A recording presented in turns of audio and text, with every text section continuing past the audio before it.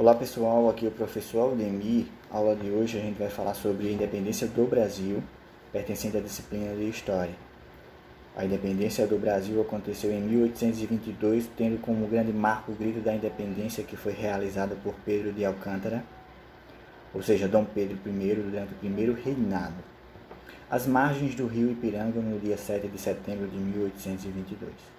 Com a independência do Brasil declarada, o país transformou-se em uma monarquia com a coroação de Dom Pedro I. A chegada da família real no Brasil ocasionou uma série de mudanças que contribuiu para o desenvolvimento comercial, econômico e, em última instância, possibilitou a independência do Brasil. Com a chegada da família real, o Brasil experimentou em seus grandes centros um grande desenvolvimento, resultado de uma série de medidas implementadas por Dom João VI, rei de Portugal.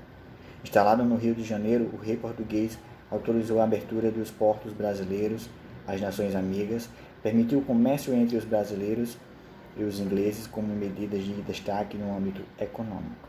Ou seja, com a vinda da família real, Dom João VI percebeu que o único modo de conseguir a independência do Brasil, do país Brasil, era somente se abrisse as portas para outros países, ou seja, permitia um grande desenvolvimento econômico também na província brasileira.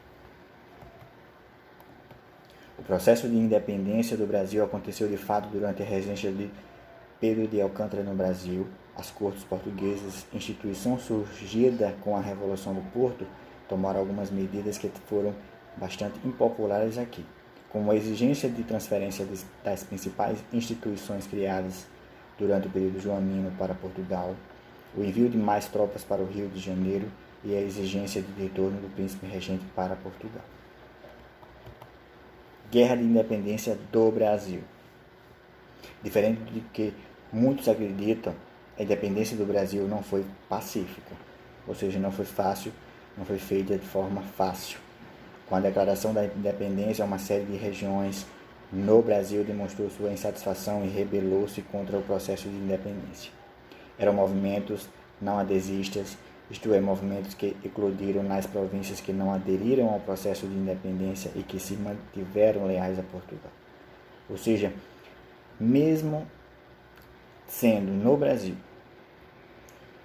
um processo onde o Brasil se tornaria independente, algumas províncias acreditavam que deveriam continuar recebendo leis de Portugal, obedecendo leis de Portugal. Consequências da independência do Brasil. Entre as consequências do processo de independência do Brasil podem ser mencionados o surgimento do Brasil enquanto nação independente, construção da nacionalidade brasileira, estabelecimento de uma monarquia nas Américas, a única no continente junto da haitiana e mexicana, endividamento do Brasil por meio de um pagamento de 2 milhões de libras como indenização aos portugueses. Resumo. Durante o período joanino, medidas modernizadoras foram implantadas no Brasil. Em 1815, o Brasil foi elevado à condição de Reino Unido e assim o Brasil deixou de ser colônia. Em 1820, a Revolução Liberal do Porto foi iniciada em Portugal e reivindicada o retorno do rei português. Com o retorno de Dom João VI para Portugal, Dom Pedro foi colocado como regente do Brasil. As cortes portuguesas exigiam a revogação das medidas implantadas no Brasil e o retorno do príncipe regente. Durante o dia do fico, Dom Pedro declarou que permaneceria no Brasil. No Cumpra-se, determinou-se que as ordens portuguesas só seriam cumpridas no Brasil com o aval de Dom Pedro. O grito da independência, de fato, aconteceu nas margens do rio Ipiranga, no dia 7 de setembro de 1822. Em 12 de outubro de 1822, Dom Pedro foi aclamado imperador e no dia 1º de dezembro de 1822 ele foi coroado Dom Pedro I. Houve conflitos após a declaração de independência na Bahia, no Pará, no Maranhão e na Cisplatina.